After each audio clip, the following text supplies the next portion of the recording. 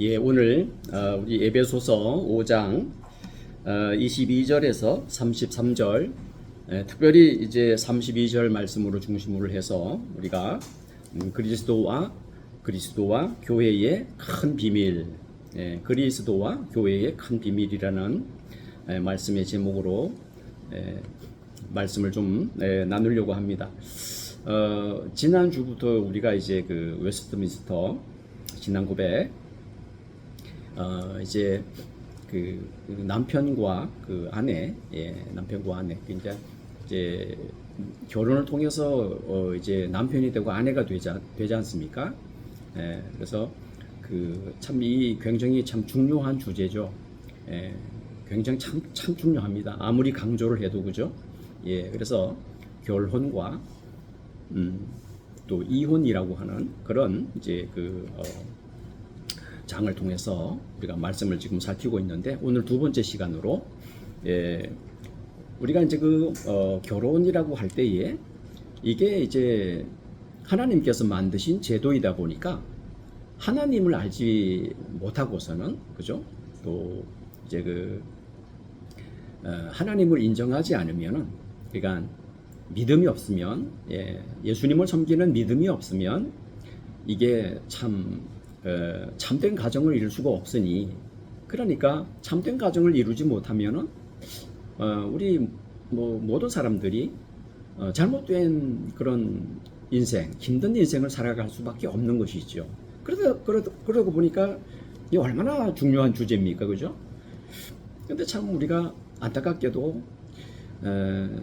참 저희가 어릴 때도 그랬지만은 그런 교육을 거의 받아보지 못하고 우리가 살았잖아요, 그죠? 부모님한테도 그런 어떤 뭐 가르침을 받지 못했고, 더구나 뭐 학교에서 뭐 이런 어떤 우리 기독교적인 가르침을 그런 물론 이제 그죠, 미션 스쿨, 기독교 학교는 좀 제외가 되겠지만은, 우리가 어릴 때 그 이렇게 세상을 살던 그 무렵만 해도 사실은 그런 거는 뭐 거의 찾아볼 수가 없었잖아요.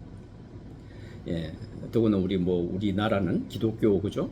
뭐 기독교 역사가 깊지도 못하고, 그나마 좀 기독교 역사가 깊은 나라 같은 경우에는 그나마 좀 나았겠죠. 그러다 보니 참 뭐 여러 가지 힘든 일이 많이 발생을 하죠. 그러니까 지난주에도 그 말씀을 좀 드렸던 것 같은데, 따지고 보면 이렇게 거의 이 세상에서 발생하는 여러 가지 참 아픈 일들이 사실은 가정에서 비롯된다고 봐도 틀리지가 않을 것 같아요, 그죠? 가정에서 이제 자녀들이 태어나고 하나님이 선물로 자녀들을 주면은 부모들은 자녀들도 양육을 하잖아요, 그죠?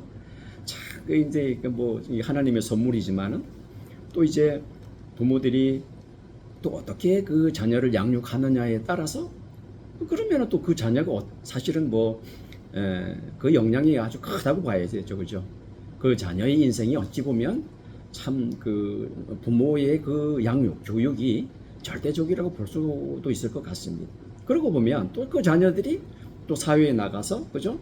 사회생활도 하고, 뭐 또 이렇게 하면 또 때가 되면 또 짝을 만나서, 그죠? 배우자를 만나서 또 가정을 이루고, 또 뭐 그 가정에서 또 자녀가 또 이렇게 하나님 또 선물로 주면 또 그 자녀가 또 자녀를 또 이렇게 양육을 하고, 이런 것이 지금 세상에 그 계속해서 이어지는 세상의 역사가 아니겠습니까?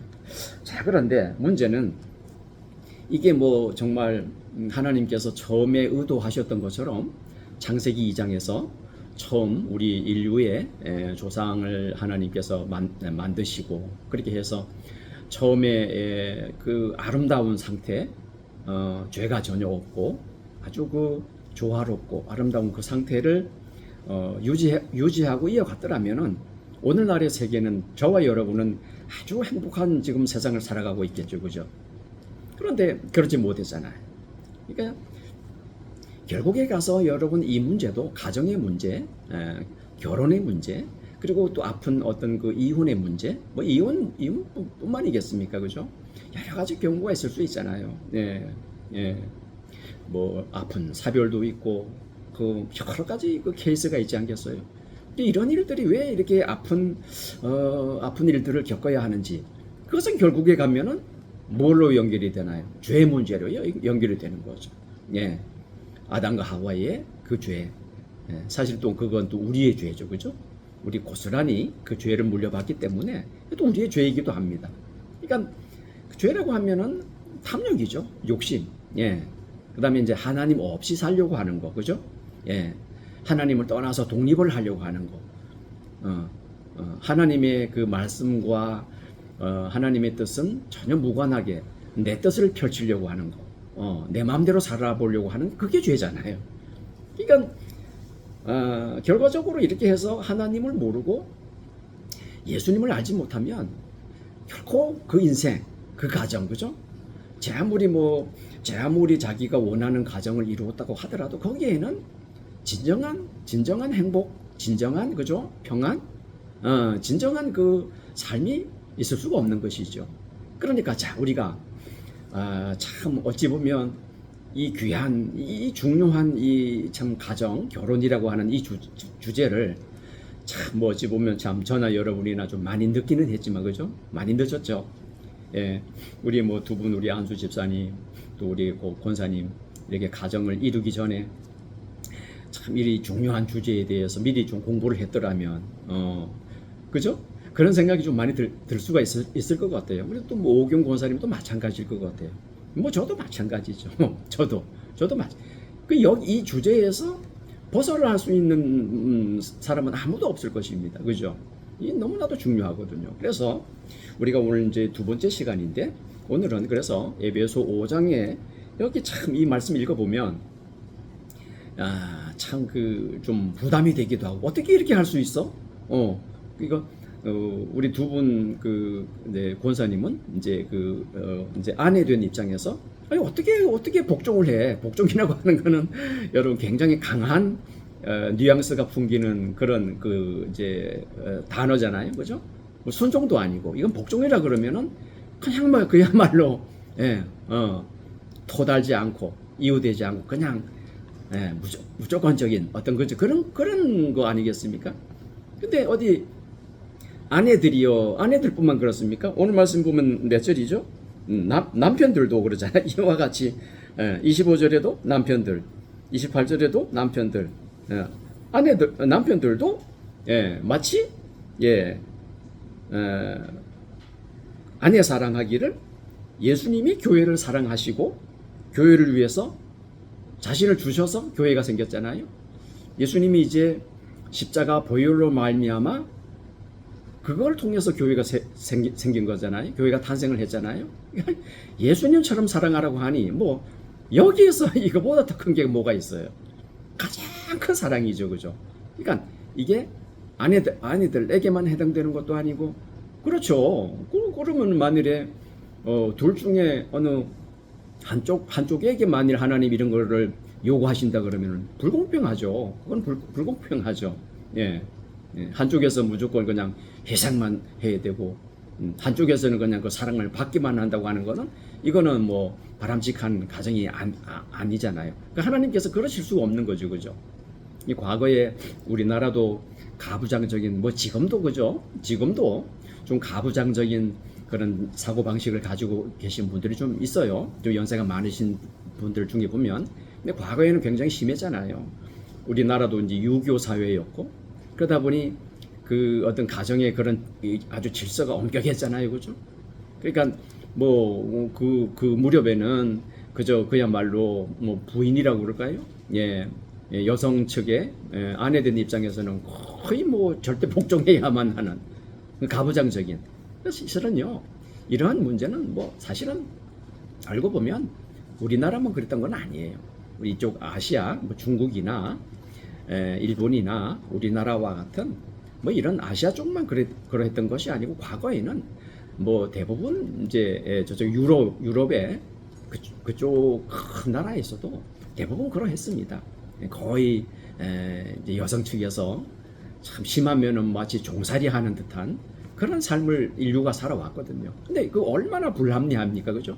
하나님의 말씀에 비추어 보면 창세기 2장이라든가 오늘 여기 에베소 5장에서 사도 바울이 하는 말을 가만히 우리가 들여다보면 얼마나 그건 불합리한지 모릅니다. 너무너무나 불공평한 것이죠. 그죠? 예. 그래서 우리 이제 에베소서 5장 말씀을 통해서 보게 되면 우리가 이렇게 생각해 볼 수가 있습니다. 어느 일방적인 사랑이 아니에요. 일방적인 희생이 아니에요. 이건 아주 어찌 보면 참 균형을 잘 맞추는 거죠. 예. 똑같은 그 의무와 자세와 태도가 서로가 서로를 향해서 이런 결국에 가서 이것이 이제 뭐라고 말씀하시는 거죠?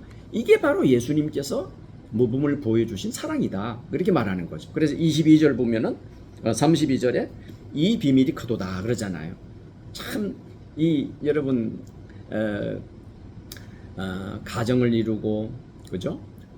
남녀가 만나서 가정을 이루고 결혼을 하는 이 결혼이라고 하는 이 참 그 제도는 굉장히 신비스럽습니다. 신비 중에 신비입니다. 그 이유 중에 그 이유가 뭐냐면 그리스도와 교회, 그리스도와 교회, 그리스도와 교회에 관한 그런 내용이기 때문에 그러합니다. 그러니까 이 말인즉슨 다시 말씀드리면 우리가 그리스도 예수님을 알아야 되고 예수님 때문에 교회가 이렇게 존재하고 탄생하고 그 다음에 예수님이 얼마나 교회를 사랑하시는지 이거를 알기 전에는 이 가정을 모른다는 얘기죠. 결혼 이게 뭔지를 잘 모른다는 얘기. 그런 말이 됩니다, 여러분. 그러니까 오늘 이제 가장 중요한 핵심은 여기에 있습니다. 예수님이 얼마나 교회를 사랑하시는지. 자, 그러면 우리가 또 이제 그 다음에 이 문제를 또 생각을 해야 됩니다. 그러면 도대체 교회라고 하는 것이 뭐냐를 우리가 생각을 해야 됩니다. 근데 이제 흔히 우리가 그 교회라고 하면 그냥 우리 눈에 보이는 이 눈에 보이는 건물,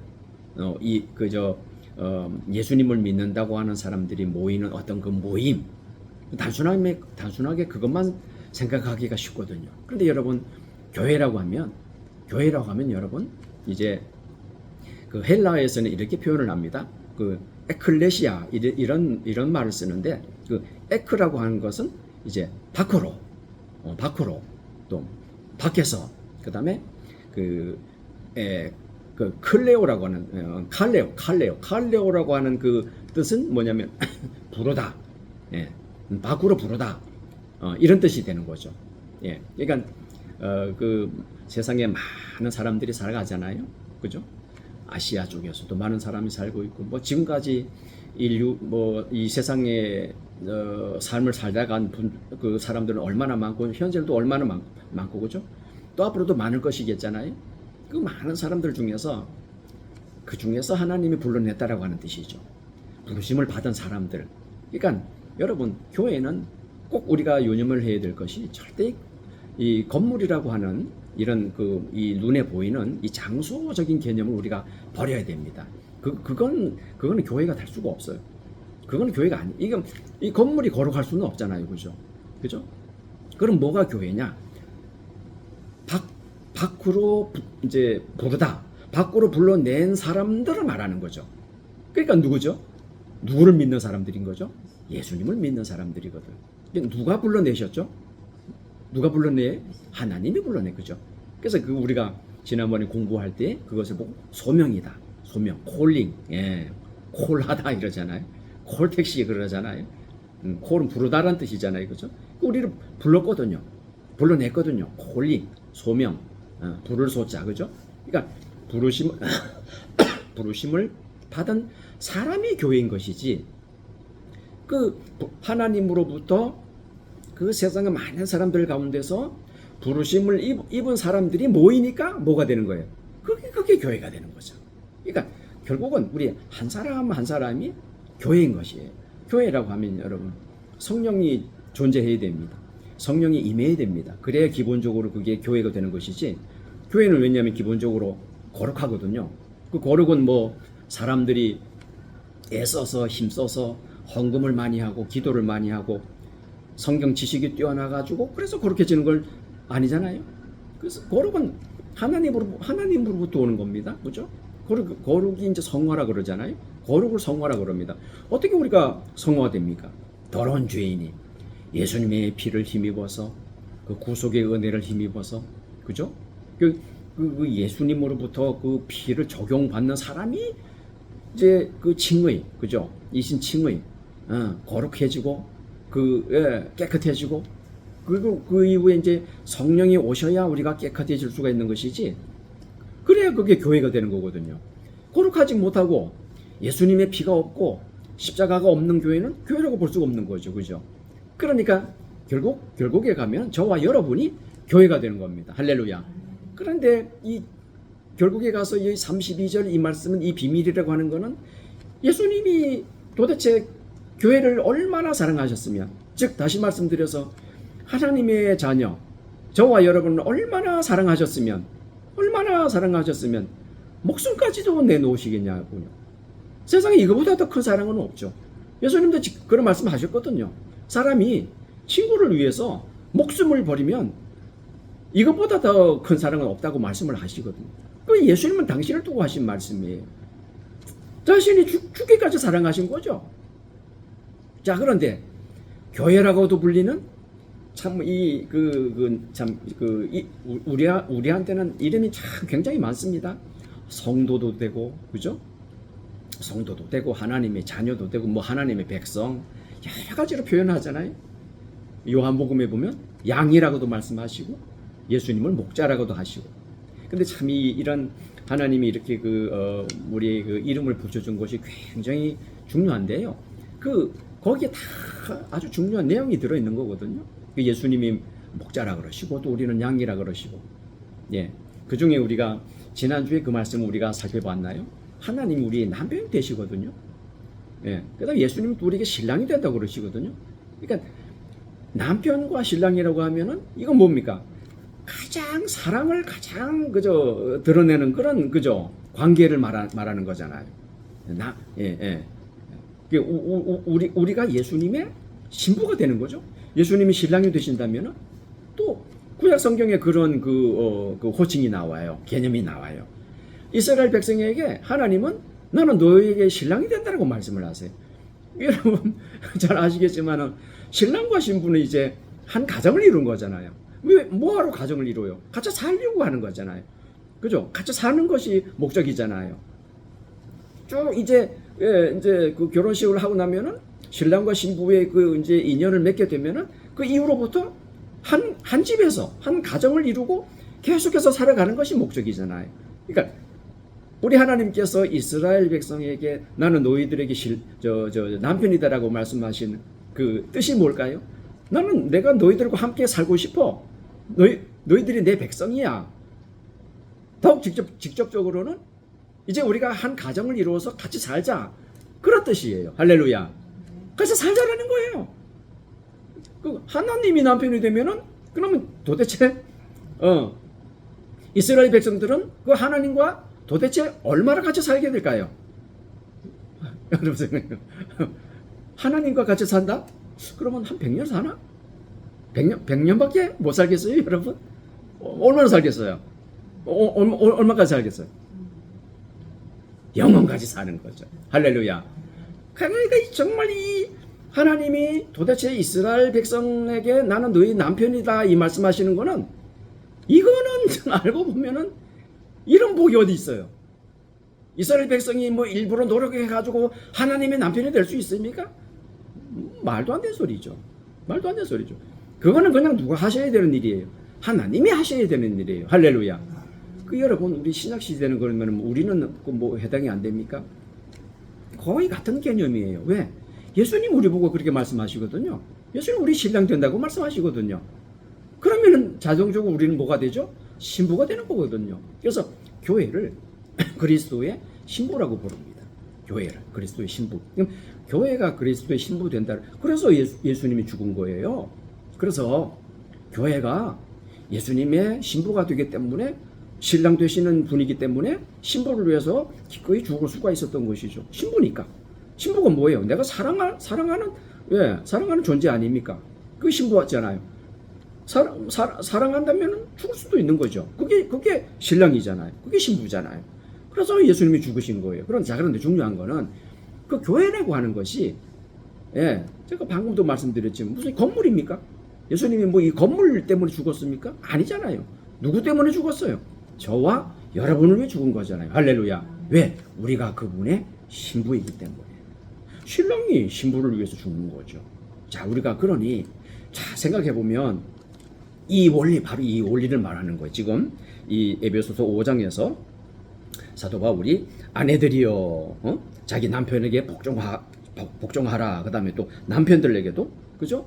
아내들에게만 이거를 얘기하면은 불공평하죠. 그런데 또 남편들아, 25절에, 그다음, 그죠?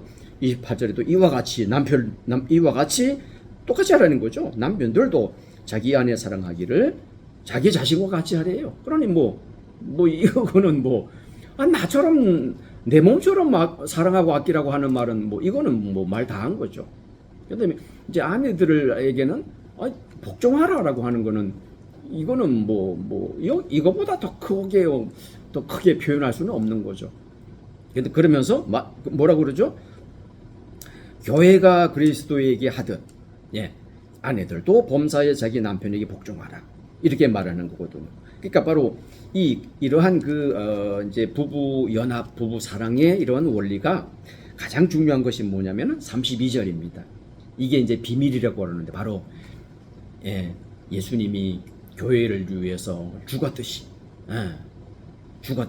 그 정도로 사랑하려는 거예요. 그러면 이거는 말 다 한 거거든. 근데 여러분, 우리가 또 이런 궁금증이 생길 수가 있어요. 어떻게 그렇게 해? 어떻게 우리가 예수님처럼 그런 사랑을 해? 맞아요. 그까지는 사실 불가능합니다. 그죠? 어떻게 우리가 그 예수님의 그런 큰 희생과 그런 사랑을 어떻게 우리가 100% 우리가 본받을 수 있겠습니까? 그죠? 우리는 참 연약한 인간인데, 그죠?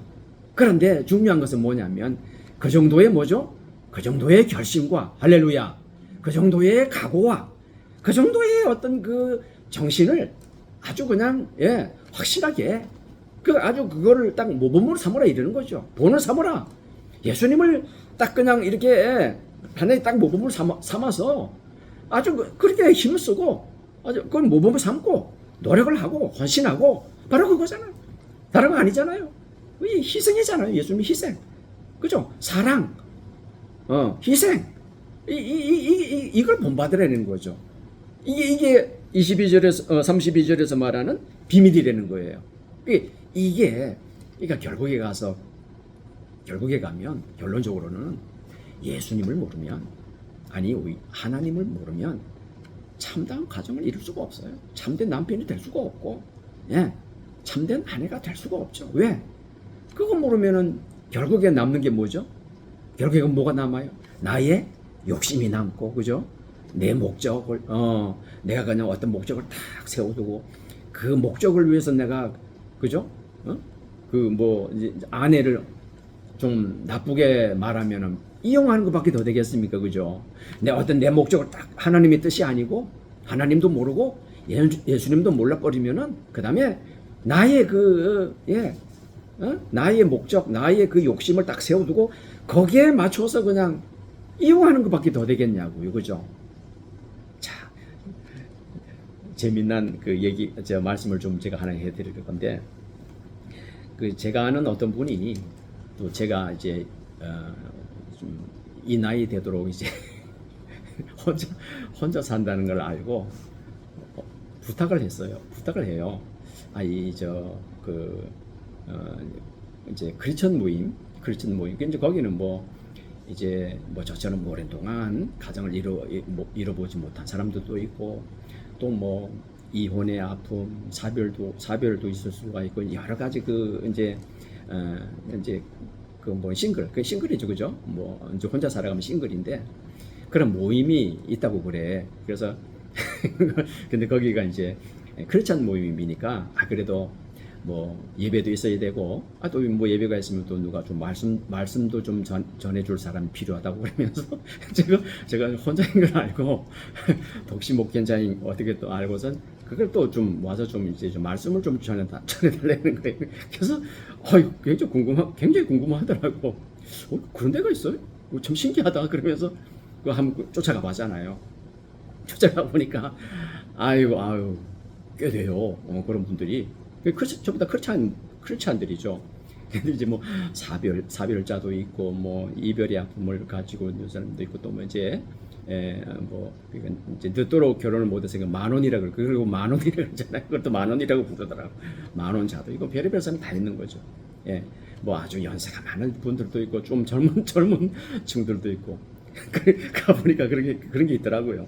그래서 또 말씀을 전해달라니까 근데 참 부담되는 게 이게 뭐 내가 뭐 가정에 대해서 뭐 좀 경험이 있으면 이게 좀 그죠? 뭐 예를 들어서 그 자매님들한테 필요한 얘기도 좀 내가 이렇게 좀 나눌 수도 있고 그죠?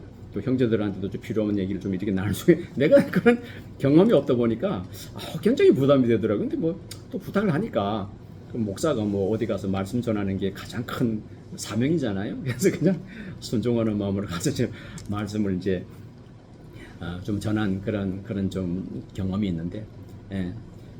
여러분 제가 그때 그 말씀을 했습니다. 예. 우리가 기본적으로 하나님을 알지 못하면 오늘 여기 에베소 5장에 나오는 이 32절에 말하는 이 비밀, 그리스도와 교회에 관한 이 비밀을 모르면 본질적으로 어떤 가정이든지 불행할 수밖에 없다. 그죠? 이해가 되시죠? 불행할 수밖에 없어요. 왜? 결국 남는 거는 뭐죠? 하나님의 사도 바울이 그러잖아요. 먹든지 마시든지 무엇을 하든지 다 무엇을 위해 하라 그래요? 하나님의 영광을 위해서 하라 그랬잖아요. 그렇다 그러면은 가정도 그 목적이 뭐죠? 누구의 영광이에요? 하나님의 영광을 위하여. 맞아요. 정말 맞습니다. 100% 맞습니다. 또 하나님께서 기뻐하시는, 하나님이 만드셨잖아요.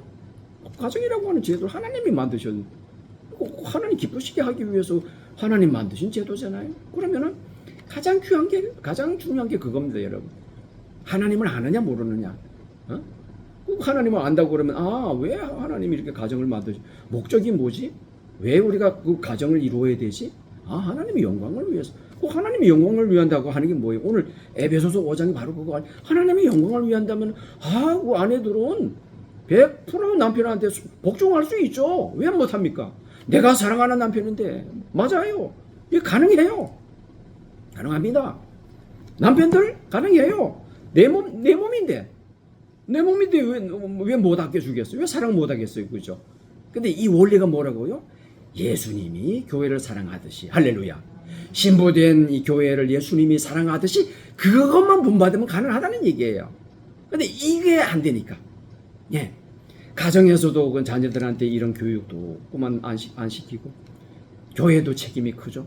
교회에서도 그만 주일 학교에서도 그러고요, 중고등부에서도 그러고요, 청년들한테 이 원리, 이 가정에 대한 이 에베소서 5장이라든가 창세기 2장에 나오는 도대체 누가 우리를 만드셨으며 이 가정이라고 하는 제도는 왜 하나님이 만드셨으며 목적은 무엇이며 그 다음에 에베소서 5장에 나오는 이 원리, 그죠?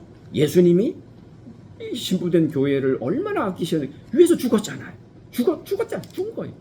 바로 이게 모델인 거죠. 이 모본 이것만이라도 참 배우고 나면 이 교육만 잘 이루어지면 참 안타깝죠, 그죠? 많은 경우에 그런 여러 가지 아픔들 안 겪어도 되지 않겠습니까? 결국은 이게 안 돼 버리니까. 자, 그래서 오늘 이 시간에 우리가 더 많은 말씀을 우리가 살피기보다는 우리가 성경 좀 한 구절을 읽고 성경 한 장을 좀 읽고 이제 좀 마무리를 하려고 그러는데, 우리가 이제 어떤 성경을 좀 이제 보려고 그러냐면, 여러분 한번 찾아보시기 바랍니다. 성경은 에스겔 16장을 한번 찾아보시기 바랍니다. 에스겔 16장. 거기 보면 이제 교회가, 우리가 교회잖아요. 어떻게 교회가 생기게 되는지를 이 에스겔 16장에서 아주 좀 뭐라 그럴까요? 굉장히 충격적이고 아주 극적인 그런 에스겔을 통해서 하나님이 주신 말씀이, 이게 이제 이스라엘, 우리죠. 우리가 아무런 소망이, 이스라엘이라고 하는 그 민족은 하나님으로부터 이렇게 선택, 그죠? 택함을 받아서 하나님으로부터 그런 사랑을 입은 그런 민족이잖아요. 우리도 그렇잖아요. 뭐 이스라엘 백성들이 다른 주변에 있는 나라들에 비해서 뭔가가 뭐 절대 뭐 그런 사랑받을 만한 이유가 하나도 없었잖아요. 똑같이 그냥 선택을 받고 하나님의 백성이 되었지만서도 여전히 그냥 우상 섬기고 음행을 저지르고 그러잖아요. 근데 이제 우리도 그렇단 말이죠. 하나님의 그 성도들도 아까 제가 교회라고 하는 듯이 하나님이 부르니까 우리가 하나님 자녀가 되고 백성이 되고 구원의 자녀가 되고 성도가 되고 교회가 되는 것이지. 저는 뭐 우리는 없단 말이죠. 우리가 얼마나 가련한 신세였는지 한번 읽어보겠습니다. 자, 에스겔 16장 1절에서 21절까지를 제가 빠르게 읽어볼 테니까 여러분 잘 한번 쫓아오시기 바랍니다. 소제목에 가증한 예루살렘. 예, 우리는 원래 죄인이었잖아요. 그걸 나타내는 겁니다. 얼마나 큰 죄인이었는가를.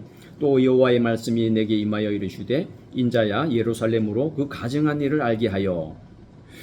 예루살렘은 이스라엘의 이제 중심 도시죠. 이르기를 주 여호와께서 예루살렘에 관하여 이같이 말씀하시되 내 근본과 난 땅은 가나안이요, 그 죄악에 가득한 가나안. 내 아버지는 아모리 사람이요, 죄악의 민족 아모리. 내 어머니는 헷 사람이라. 여기 이제 아모리라든가 헷은 대표적인 가나안의 그 도시입니다.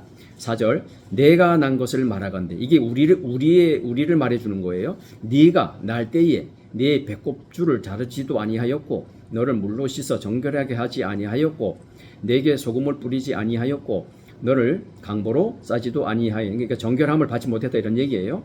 아무도 너를 돌보아서 이 중에 한 가지라도 내게 행하여 너를 불쌍히 여긴 자가 없었으므로 내가 나던 날에 내 몸이 천하게 여겨져 내가 들에 버려졌는데. 그러니까 하나님의 은혜를 입지 못하면 우리 인생은 본질적으로 이렇게 죽을 수밖에 없는 그런 인생이라는 거예요. 우리를 두고 하는 말이죠. 6절입니다. 자, 그런데 여기 보세요.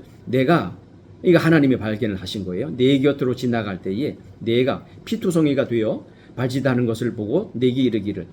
이야, 참 이 말씀 읽으면 굉장히 아주 감동이 됩니다. 너는 피투성이라도 살아있으라. 다시 이르기를 너는 피투성이라도 살아있으라 하고 내가 너를 들에 풀같이 많게 하였다. 네가 크게 자라고 심히 아름다우며 유방이 뚜렷하고 네 머리털이 자랐으나 네가 여전히 벌거벗은 알몸이더라. 내가 네 곁으로 지나며 보니 네 때가 사랑을 할 만한 때라. 내 옷으로 너를 덮어. 이게 구속이라고 하는 뜻입니다. 내 옷으로 너를 덮어.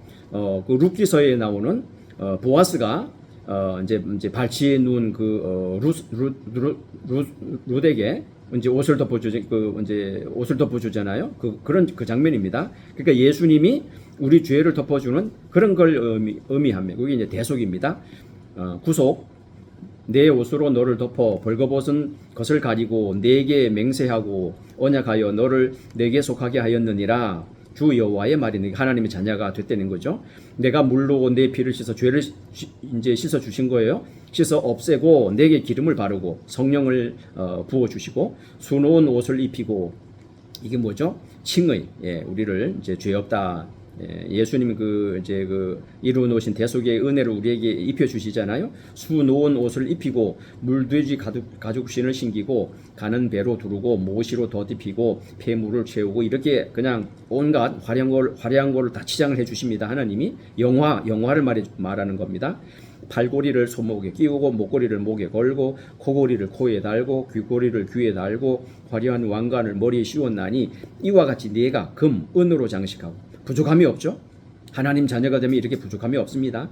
가는 배와 모시와 수놓은 것을 입으며 또 고운 밀가루와 꿀과 기름을 먹음으로 극히 곱고 형통하며 왕후의 지위에 올랐느니라. 내 화려함으로 말미암아 내 명성이 이방인 중에 퍼졌음은 내가 내게 입힌 영화로 내 화려함이 온전함이라. 나 주 여호와의 말이니라. 자, 이스라엘 백성이 이제 다윗과 그 다음에 솔로몬 시대에 그 부귀영화가 얼마나 극심했습니까? 그죠? 그 화려한 그 성전, 그러니까 이스라엘 백성이 이렇게 하나님 은혜로 그게 이제 이 이스라엘 백성이 하나님 자녀의 영화로움을 그게 이제 나타내는 주는 거거든요. 자, 그런데 이제 15절 보세요. 그러나 이러잖아요. 그러나 뭔가가 좀 이래 불길합니다. 네가 네 화려함을 믿고 이스라엘 백성들이 솔몬 시대에 그 화려함을 믿었잖아요. 그리고 타락하기 시작하잖아요. 내 명성을 가지고 행음하되 심각합니다. 행음합니다. 지나가는 모든 자와 더불어 음란을 많이 행함으로 내 몸이 그들의 것이 되도다. 내가 내 의복을 가지고 너를 위하여 각 색으로 산당을 꾸미고 거기에서 행음하였나니 이런 일은 전무후무하니라. 내가 준 금은 장식품으로 너를 위하여 남자 우상을 만들어 행음하고 심각합니다.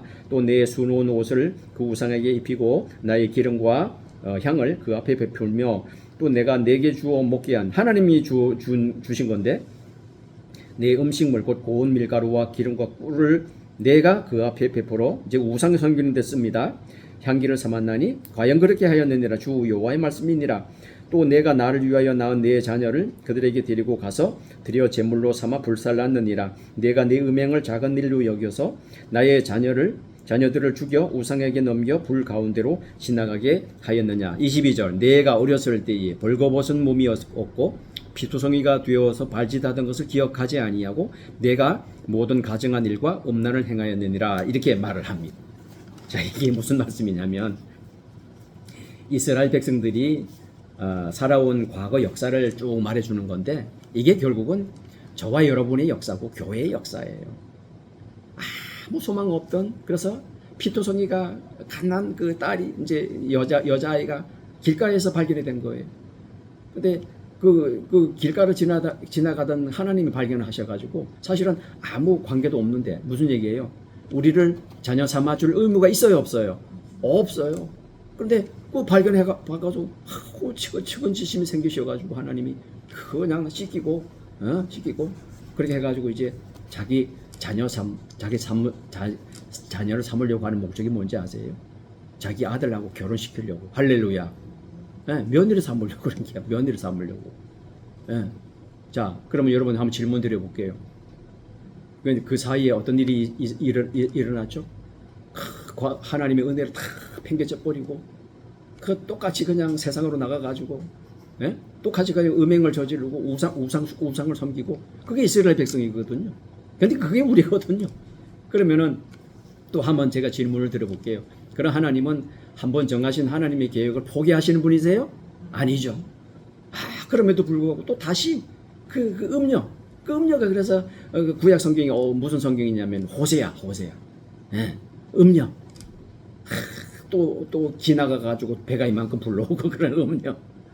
근데 그 호세아 선지자가 이제 예수님 하나님을 상징하는 거거든요. 그러니까 끝까지 품잖아요. 바람 피고 돌아와도 또 받아주고. 그게 예수님인 줄로 믿습니다. 그게 하나님이세요. 그러니까 교회는 늘 바람을 피워요. 불륜을 저질러요. 그게 무슨 얘기예요? 세상 좋아가지고 세상 따라가고. 그게 이스라엘 백성이라는 얘기예요. 그게 여전히 우리의 모습이라는 거예요. 일편단심 남편 되는 예수님만을 바라보지 못하고 자꾸 세상에 눈길을 주고 세상 따라가고 이게 지금 그 얘기예요.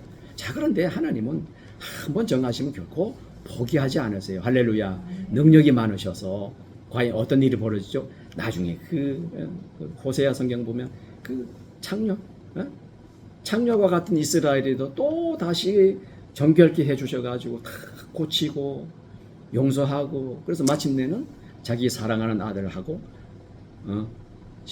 결혼을 맺게 되는 거예요. 할렐루야. 그래서 교회가 누구의 신부가 되었다고요? 누구의 신부라고요? 예수님은 누구의 아들이에요? 하나님의 아들. 할렐루야. 그렇게 되는 겁니다, 여러분. 그렇게 해서 우리가 이제 드디어 하나님 포기하지 않으셔서 그래도 그토록 참 그렇게 창녀와도 같은 그런 이스라엘 그런 참 삶을 사는 그런 참 불우한 우리임에도 불구하고 영적으로 바라보면 그렇다는 거예요. 하나님 그렇죠. 하나님이 남편이시고 예수님이 신랑인데 늘 떠나잖아요. 그렇죠? 그런 삶을 살잖아요. 근데 하나님은 끝까지 그냥 보듬으시고 그렇게 하셔서 마침내는 하나님 그렇게 하나밖에 없는 독생자 아들과 결혼을 시키잖아요. 할렐루야. 그래서 교회는 저와 여러분은 예수님의 하나님 아들의 며느리가 되었어요. 할렐루야. 며느리가 되었단 말이에요. 그러면 이제 신랑 되는 그 예수님만을 바라보고 그분만을 섬기고 그렇게 살아야 되죠. 할렐루야. 이 관계가, 이 비밀이 가정의 비밀이 되는 거예요. 남편은 마치 예수님이 교회를 사랑하듯 그렇게 사랑하면 되는 거고, 또 아내들은 그 남편을 뭐 오죽하면 여러분 여성이라고 하는 존재는 본래는 남자한테서 태어났습니다. 여러분 반대예요, 그죠? 홀에서 나왔잖아요. 갈비뼈에서 나왔잖아요. 그러니까 그 말을 그 뜻인즉슨 나는 당신의 허리에 속합니다. 당신의 소유입니다. 이런 뜻이에요. 그러니까 100% 복종할 수가 있는 거죠. 왜? 예수님이 우리를 그렇게 사랑하셨으니, 할렐루야. 하나님이 우리를 그렇게 사랑하셨으니 무슨 말을 더 합니까? 무슨 이유가 필요합니까? 그죠? 참, 이 비밀. 32절. 이 비밀이 커도다 그러잖아요. 정말 커요. 그래서 누가 교회에 대해서 지금 말하는 거죠.